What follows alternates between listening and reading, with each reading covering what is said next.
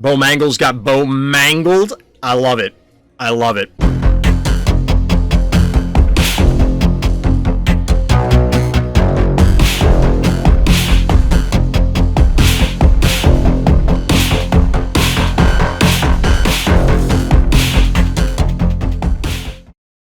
Welcome back, everyone. Welcome back. If you can't tell by my more animated demeanor, even more so than usual, we have something in store for you. Welcome to the nightmare. Welcome to Random's Thoughts. It's time for Fright Night. It is time. We are actually underway. In fact, we are well into round one. Now, full disclosure at the start, I am, of course, a content affiliate, and we are officially getting prizes from the Smoking Gun Interactive team, which is awesome. This is our third Fright Night event, but the first one where we're actually going to have prizes, and players are competing for some awesome swag. And there's some secrets in store that I'm going to be letting you know in just a few moments. But, all right, so we're zoning into Lights Out. Final round for Fright Night number 3. Almost skipped ahead. Final Swiss round before we head into the top 8 with all our competitors. We're looking here at our blue player, staygold, and our orange player, Opulence, zoning into Lights Out. Let's see how they do. Thank you, Golden, for playing. Yes, I'm putting the event together, but it's because of the players that there even is an event. So shout out to all the players, but thank you. I appreciate that.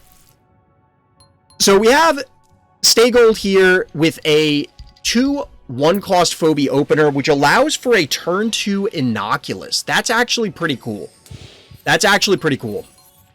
Then we get a 4-key opener from our orange player, leaving no banks, but we'll see what happens on their turn 2 to try and answer this. The innocuous, in the position where the Contortio currently is able to cover a lot of stuff. So we get a Finnegan, which leads to a bank. Bank to 4.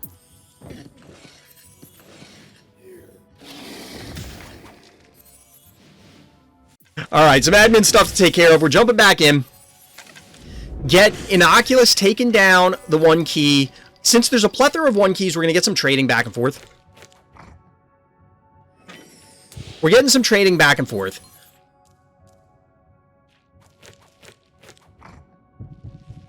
The Finnegan is a little weird. I'm not really sold on that. I'm not sure what it's trying to do unless it's just, arbitrary 2-key unit. But we do get a jar to supplement things. That will put some pressure, hypothetically, on the Innocuous, but realistically not. Because the Gravedigger opened this slot, 1, 2, 3, the jar can't even reach it. The jar will not actually be able to reach the Innocuous, whereas we're going to get some takedowns on the 1 keys, get the Contortio replacing it. Of course, it's also going to die, but you get it. You get it. Stabby follow-up, so now we have 2 turrets. If you can call Innocuous a turret. It really is, but it doesn't quite fit the more colloquial definition of how we've been describing it. And by that, I mean, we're talking about tanky 1-movement phobies. This is a paper-thin 1-movement phobie, but it is 3 range, so, So we finally see a Gravedigger show up on orange player's side. That means that they do have the path across the top open. But now we have a Spud getting added to blue players' militia, army, forces, military, other things. You get the idea. Spud comes in, 2-1 panic point advantage. If our orange player doesn't do something soon, they're actually not taking that much damage now that I think about it. Oh, this is bold. This is a quick pick on Gesundheit. It also means, the block on the Finnegan, this is pretty cool. Normally, I don't like this, and I've talked about in other Lights Out games, blocking this off, but this is actually pretty cool. It eliminates the threat here on the Spud. 400 damage, 3 range is really good. It's real good. It's real good. So Erratic is what our orange player was banking for. You may have noticed it. I didn't actually call it out. I was going to, and then got caught up in the Innocuous praise. But we are going to see some damage going down onto Ted here. It should not be a big deal. Ooh, how are you doing this? You can just get it with Spud and get out? Okay. One of these was going to happen, and I guess it required that it had to be the meatball. I didn't double check the damage, but Ted is fairly tanky. Now, speaking of heart damage, 4,200 to 56. Orange player's not in a terrible position. They still have a few more turns to play this patiently, but this is going to be a challenge. The Gravedigger break here seems weird. The block is not back up yet, so it's not quite, I broke it, now they're going to make it immediately. But we do get a takedown on the Spud. Spud for Ted does not seem like a worthwhile trade. I'm not going to lie. I have to wonder, could you not have just hit it twice with the Inoculus and then flown over and then walked Spud away? Because they wouldn't or should not have gotten this. 695 for 620. They should not have gotten this. Like, I don't think there's any way if the Murder Wing is here. But we get a Jeeves as the follow-up. We've seen, this is the second Jeeves I think we've seen today. There might have been more, but of the games we observed. This Finnegan has just done nothing. I don't even think it's capped a panic point. So Smileyyy is the answer. We've seen a few Smileys as well. But we're going to get... this is going to be rough. Because it's a 50-50 for the erratic if it chooses to advance. Which one are you going after? Which one are you going after? All the keys have been expended by our blue player. A single key remaining for our orange player. They got to make do basically with what they have. Is the Smileyyy going to get frozen?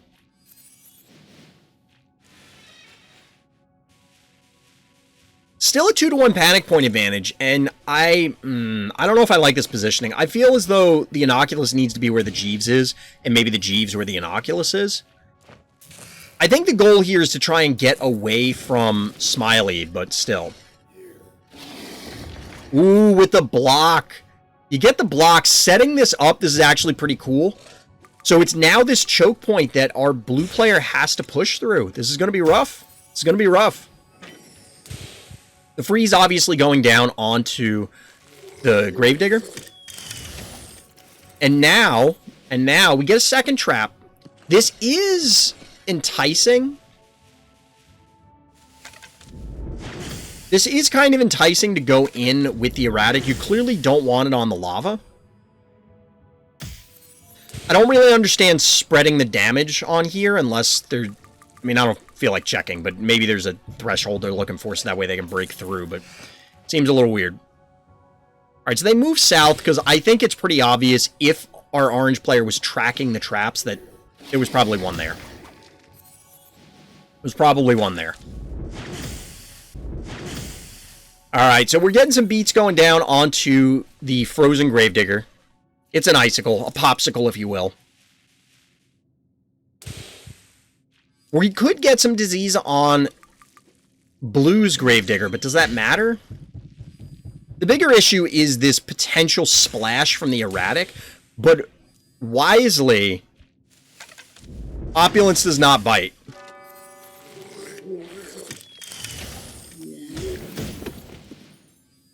Now, staygold is playing this very patiently, because now they've gotten an elimination onto the jar, which is pretty important.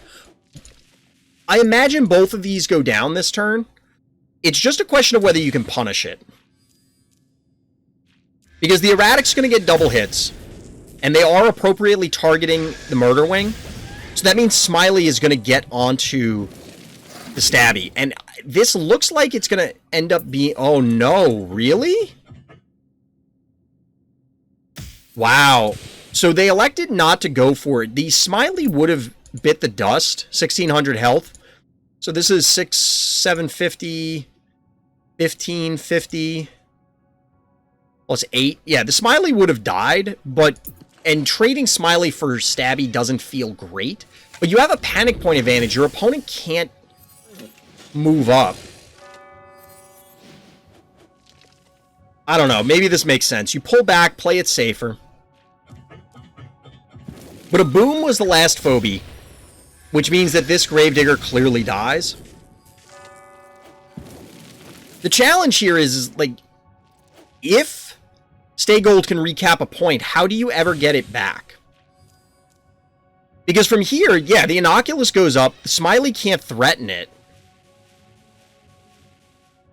I wonder how... Opulence must know that there are traps here and is avoiding it, but at this stage, like, one of these traps had to be triggered a long time ago.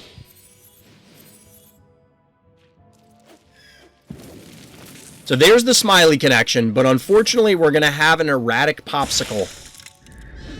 And we get a double trap going down. The Smileyyy can't interact with the Inoculus, so as long as erratic dies, it doesn't matter. As long as erratic dies, none of this matters.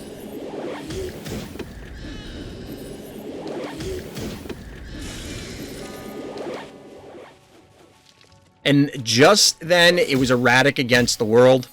And as you can see down at the bottom, that's the ball game. GG, well played. All right, we got another long one for you here in round 5 of Fright Night number 3. This time we have NekoKawaii zoning into the blue trunks and Sgrunkly zoning into the orange trunks, of course, on exponential decay.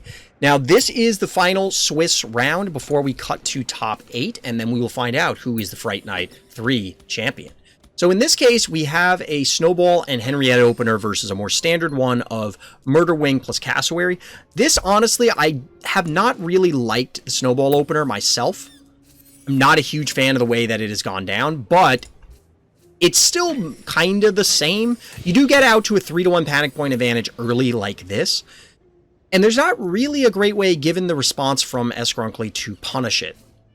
I guess they debated going up here and then pulled back. So we do get a creep in order to answer the Murder Wing that's up here. I'm not a huge fan of the idea with the droney here, but I guess, sure.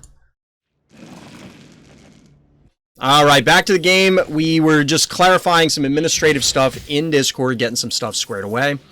And in the meantime, we get a Snowball going down, cooking the Cassowary here, as chat was pointing out, and a Mount Crushmore follow-up. We got a lot of flyers, well, maybe not a lot, but a few flyers on the board. We're going to get... It's interesting that, like, I don't know, I guess this is fine. It doesn't matter. You don't want to put it on the fire. You could have put it here. No matter what, this creep can die if somebody wants to kill it. That somebody being NekoKawaii. And we get a Sucky. You Sucky fans out there should be happy. We're getting a Sucky follow-up.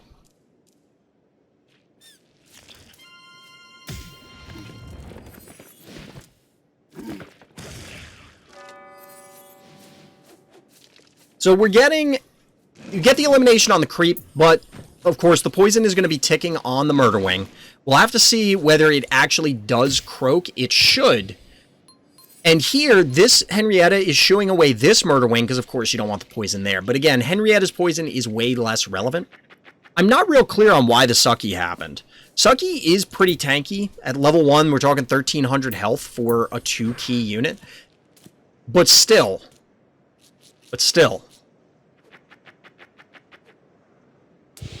Then we get a Klepto as the follow-up and some repositioning. Panic point advantage is still blue, but not enormously so. And this Murder Wing, as mentioned, is not going to be long for this world. It's not going to be able to sneak up here, especially now that it went down to this side, in order to cap this point. It might have been able to beeline for it and then possibly get it. But we get a block here with the Crushmore. This is interesting. There is a lob, and a splash lob at that, in the form of Klepto, but this centers the fight in the center of the map. Oh, is Sucky going to get a kill? Sucky, in fact, does get a takedown. How about that?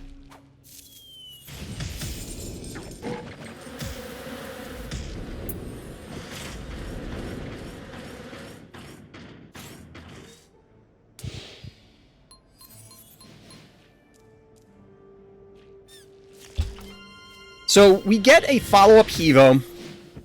I'm just stunned, chat. I'm sorry. I'm stunned by the Sucky getting a kill. It's just, how often do you see that?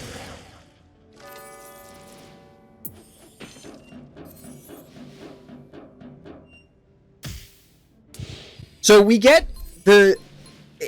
I don't even know. I'm just so taken aback by the Sucky. I'm sorry. I'm at a loss for words. It's just stunning to me that Sucky actually connected and it did something valuable.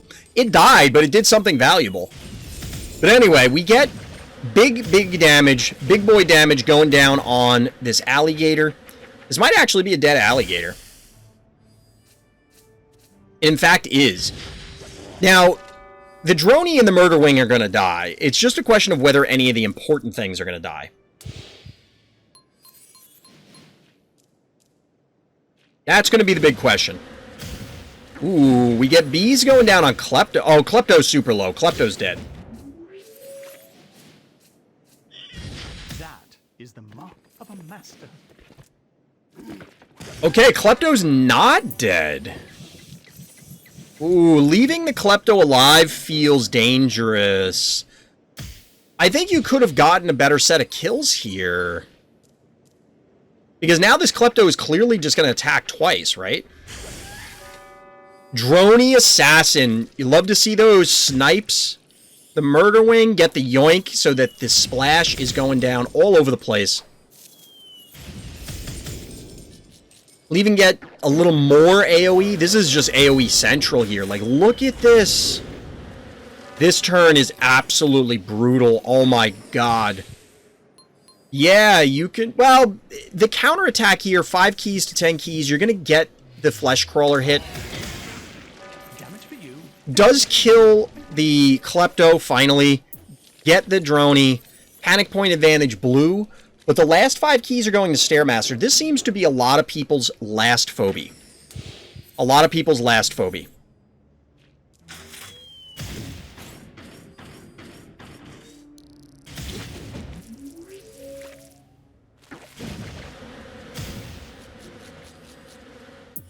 The back off here I like. Just play it safe until you get a yoink back up. Yes, they could retreat, but because you were able to get that hit with the poison onto the Flesh Crawler, they have to do something like this and commit, which they're going to. I probably would have liked the Jin Sting a little lower. That way they have to choose which one they're going to go after. They can't get the Jin Sting and the Spider. This is only halfway through this game, chat. How does this game go on so long? Get a sheep hit, replaces the poison. But, I mean, this Flesh Crawler's dead. Get a little bees action, get some spread. 6 keys left for our orange player. I have no idea how this game goes on for so much longer after this. Like, this thing can't even move anywhere.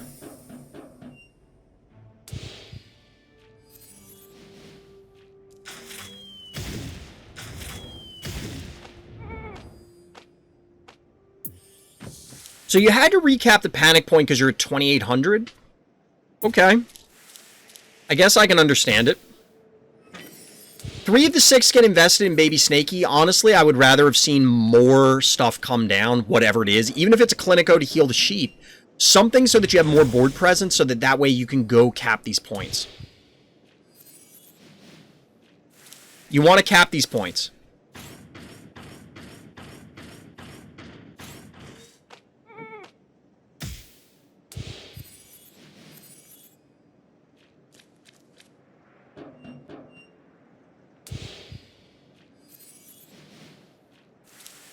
So we get the recap here.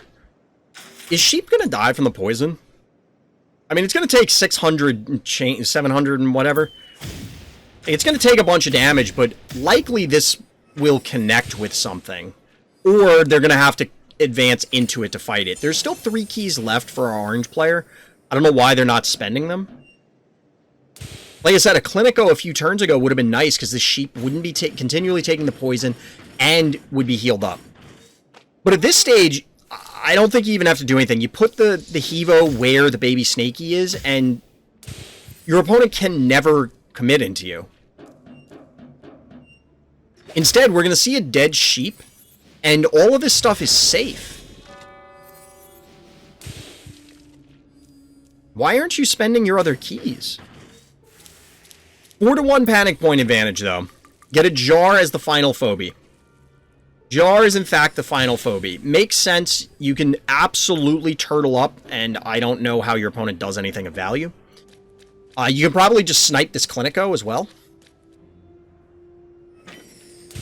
Or, well, you probably can't get the Stairmaster, which means... Yeah, you can't get the Jar either, or the Clinico now, because the Stairmaster's body blocking the Baby Snakey.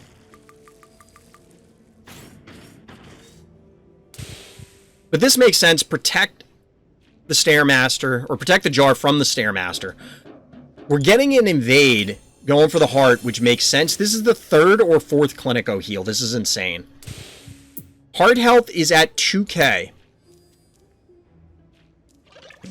No. Oh, no. I hope you counted this.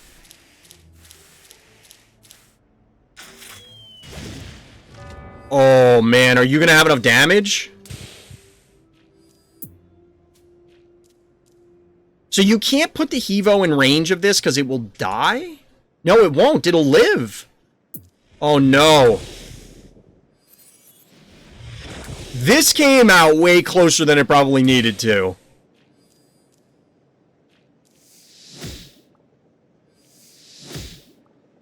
Way closer than it needed to. But ultimately, we are going to see our orange player take it.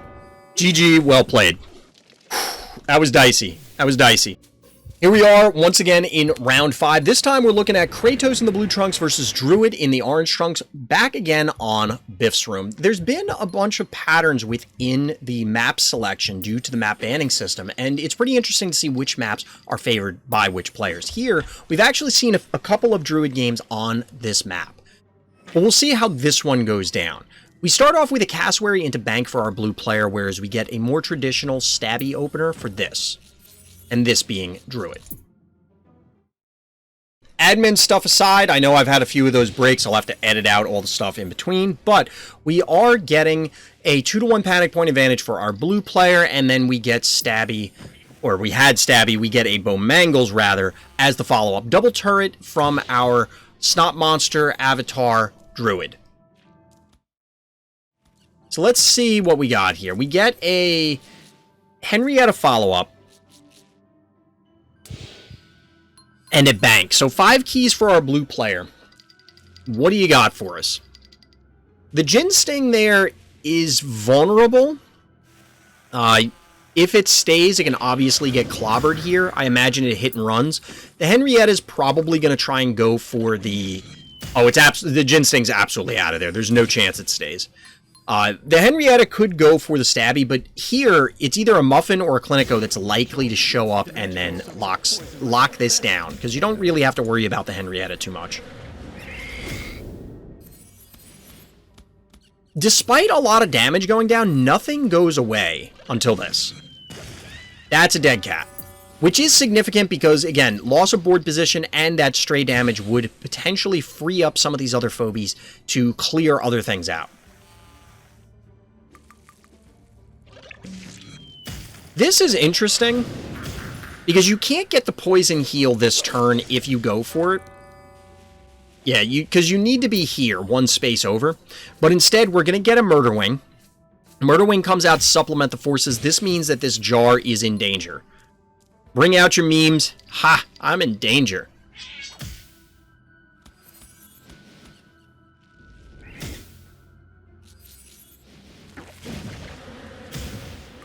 All right. Bowmangles goes down to a combination of the forces for our blue player, 2-to-1 panic point advantage, and a sheep follow-up. Been seeing a lot of sheep. I don't know if I like it here. I guess it's fine. We're getting more damage going down on this Gin Sting, but ooh, it does get it. There is, in fact, enough. I think that's a valuable enough trade to be willing to sacrifice the jar. The sheep can go after the Murder Wing. I expect that... Okay, we get a body block from the Cowbell. I was going to say the cassowary goes in, but we still don't see a Clinico or a Muffin in order to preserve this particular Stabby. It's a little surprising.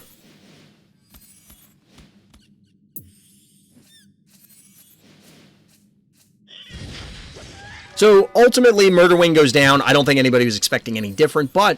the opposing jar, the orange jar, is still alive. So 5 keys banked.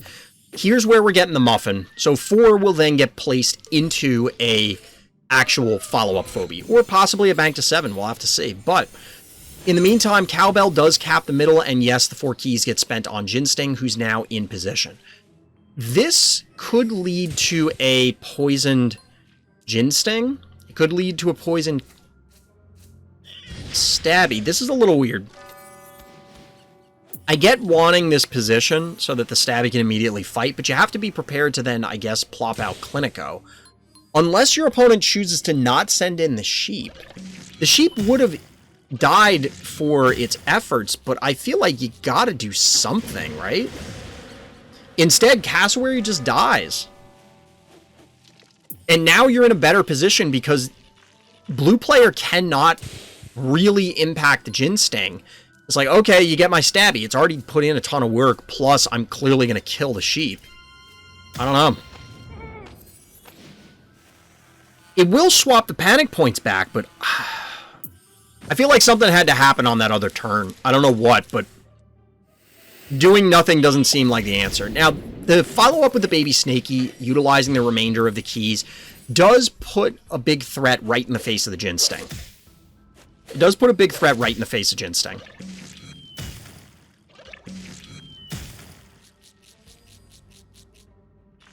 We get just the runaway from the Jin Sting. This makes sense because the creep that was placed out there earlier is able to just simply walk up, and then we have a sheep answer.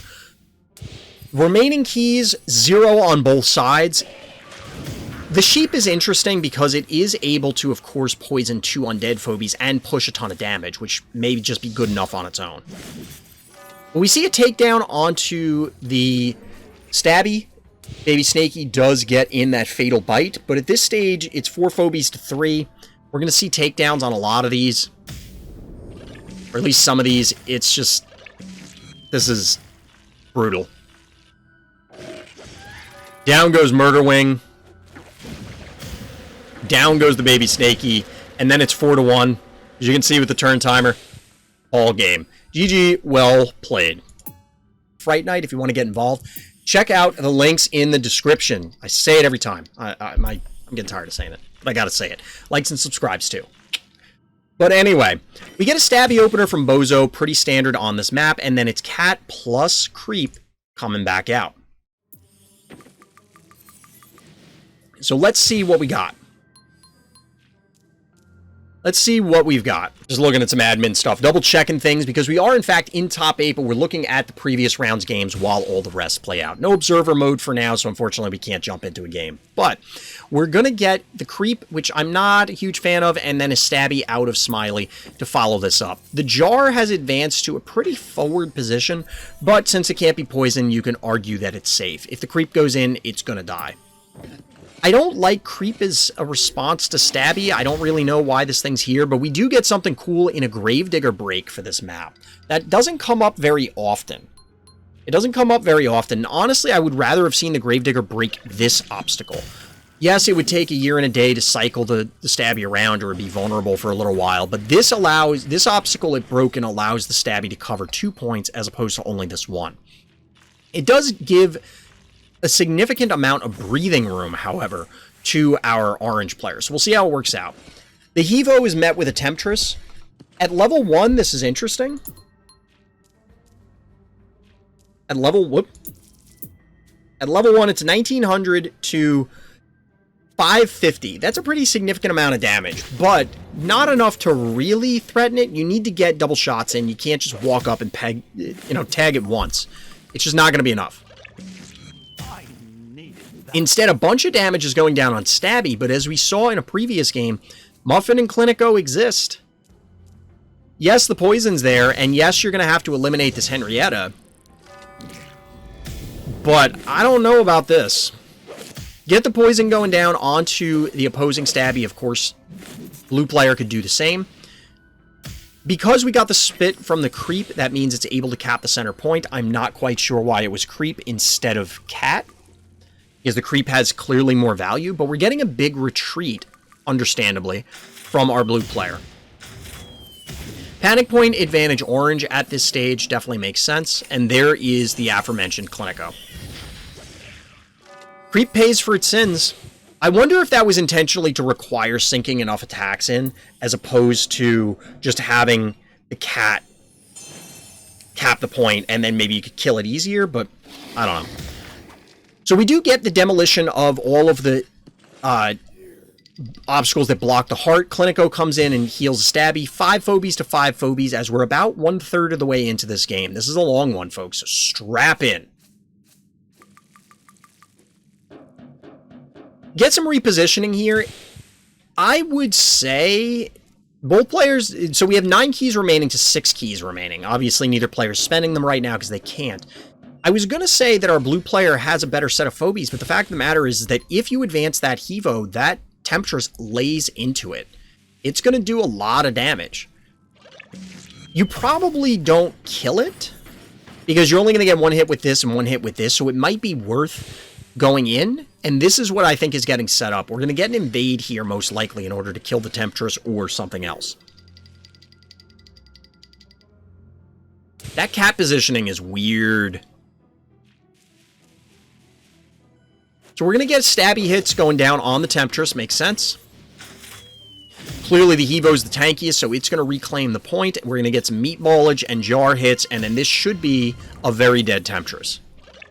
It's a little surprising that we didn't get a slight reposition. You know, you could drop the Temptress down to the bottom, and then it would have significantly complicated this invade. You know, just put it here. But ultimately, we see a dead Temptress, and then looks like we're going to see a dead Stabby. It is, in fact, a dead Stabby, but again, I don't understand this cat positioning. It's in the middle of nowhere. All 9 keys are banked for Smileyyy.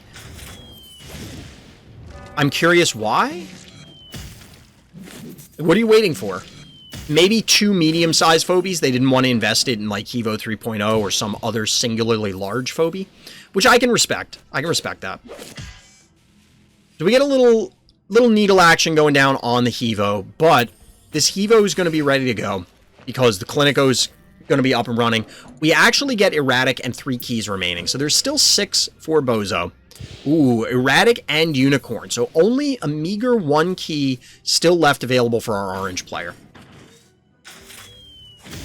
Get an invade once again on the Stabby. But this is a lot of stray damage going down on, well, the whole team. When there's an Erratic that can splash very much in range, I don't know about this. Ooh, I mean, yeah, you can heal. But you're going to take a big hit from this, a hit from this, a cat hit, and then, you know, the Clinico can clean up the Murder Wing. Cyclops is the final phobie. Now, Sarkassin is in position here to poison the Erratic, but I don't know if you have enough time to let that all happen. I don't know if that's where you want to go with the Unicorn. If this Hevo dies anyway, I guess it doesn't matter.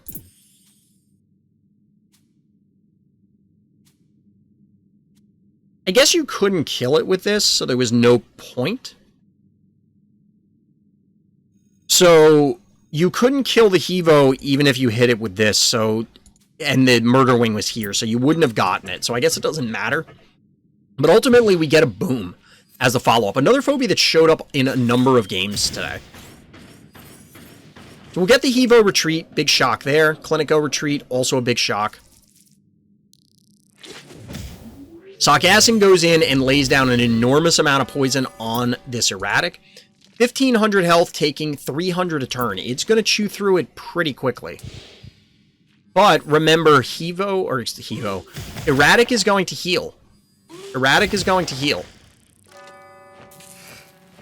Namely, off of the Cyclops here.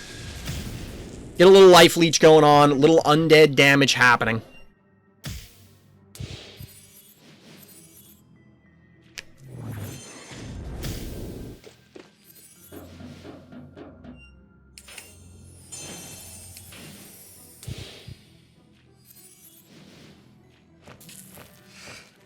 But that Erratic is in position. I've gotten some cool Erratic games that I'm very happy about. Erratic was my first favorite phobie. That sounds weird to say, but it was. So the Erratic's pushing a bunch of damage. 2 clustered mechs. Erratic is just practically salivating, assuming that this Frankenstein monster actually has salivatory glands. But ultimately, this Erratic is going to go down. Erratic does eat it despite the life leech. The poison did get there. So now, Clinico on Clinico violence. The Doctor takes it down. Boom now has a free path, which allows the Hevo to die. And now, it's Clinico and Unicorn. A full health Unicorn, which will not die to this Cyclops, this cycle. So it's a damaged Cyclops against some very healthy and threatening phobies. Now, it is possible to hypothetically, like, kite the unicorn, but that's not going to happen here. Instead, it's a big chase to run down the Cyclops. Because ultimately, there's just no way for our blue player to get out of this. They've been backed into a corner quite literally, and that's going to be the ball game. We'll just skip through because they just can't advance. GG, well played. Pretty cool game. Saw some awesome stuff that game. GG. All right, we're back on Home Sweet Home, this time with Opulence and staygold in round 5 of Fright Night number 3. We'll have to see how this one turns out. We get a very aggressive opener from Opulence here. Triple 1 keys. The triple 1 keys. The adrenaline of the tournament is still within me. I'm just sitting here wide-eyed watching the funny monsters do funny things. That's the beauty of competition, honestly, Sgrunkly. It's something that I love. I know it's not for everybody. I know not everybody likes the stress of it. It's same sort of thing with like ladder anxiety. Some people just don't like competition, even if they are like internally competitive. They may just not like the requirements of a tournament, but I love it. That's why I'm excited that we're doing these, and we'll hopefully get a lot more in the future. But back to the game. We get matching unicorns and some 1 keys, but there is notably a jar on our orange player side, so we'll see what happens. We get a Murder Wing follow-up from our blue player. This one's getting weird. 2-to-1 panic point advantage. Some hits going down onto the unicorn, and we get a second trap phobie. I'm a little surprised. Wait, 1, 2, 3, 4. Yeah, there's no way that a trap could have been placed here yet because the unicorn had to inch its way up here. Not exactly the fastest phobie on 4 stalks. 6, maybe? I don't know if that's like a tail. I'm not really clear on the physiology of the unicorn, but it is what it is. Anyway, so we do get a double trapper, as mentioned. We get panic points going down. Here's the trap from Unicorn A, we'll call it. Maybe it should be Unicorn B for blue. Unicorn O. Unicorn O for orange. That doesn't really make much sense, but anyway. So we get a takedown. We're trading out some 1 keys. The question is this jar vulnerable? No, because this can't... There's no way to get at the jar. Yes, there is. Wait, what? All right, so let's see if blue player wants this jar. They want the jar. So give me that jar. Pop. Pop, pop goes the jar. 3-0 panic point advantage for our blue player with a Klepto backup. Now, I've actually seen a number of baby snakies over the course of this event, and I'm not going to lie, I know this is supposed to be a cobra, but I can't unsee gigantic ears. I can't. They look like giant mouse ears. I don't know what to tell you. But anyway, we do see a dead Murder Wing. That could be true, Golden.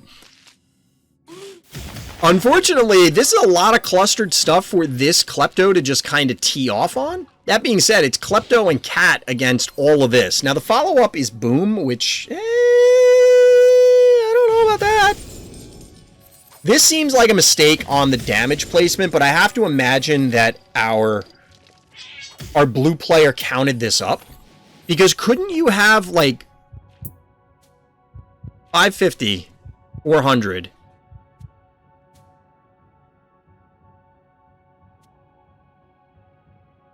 I guess, whatever. Like, this is fine. So we end up with a sheep, dead Contortio, some damage on, or a heavily damaged unicorn.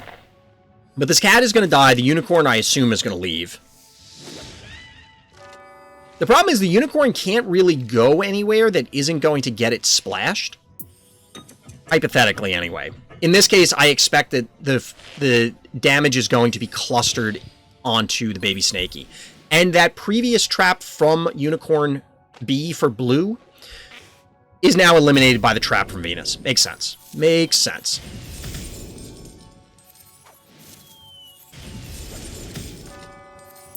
So we do get the elimination on the baby snaky. Jar follow-up here. It's going to allow to take some pot shots on these tankier Phobies, namely the Venus. The boom here I'm not sure about, nor am I sure about this Ray Chargels, but Ray Chargels is a flying phobie, and there's still 5 keys remaining for our orange player, with only 3 for our blue player. There were a couple questionable phobies from our orange player so far, but they are at a 2-to-1 panic point advantage. They still have double trapper on the board, although this sheep could end up putting a hurt on a few of them. A couple of the phobies.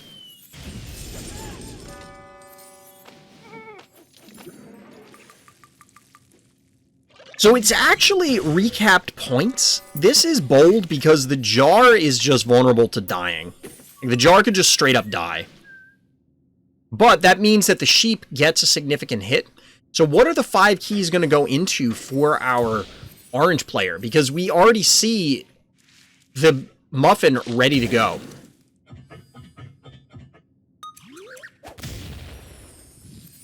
Boom, baby. We do, in fact, get a boom hit onto the sheep, but the sheep, again, triple panic point blue. We get another sucky. Second sucky. Doesn't look like sucky's going to save the day, though. Not going to lie. Triple panic point advantage. We get splash damage going down on the heart. As the heart grows weaker, the future grows bleaker. Get that cheeky sheep hit. Down goes Ray Chargels.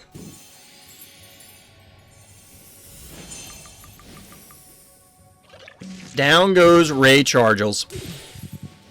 And just like that, down goes our orange player. GG, well played. That's going to do it. As always, everybody, thank you for listening. Thank you for watching. And Black Lives Matter.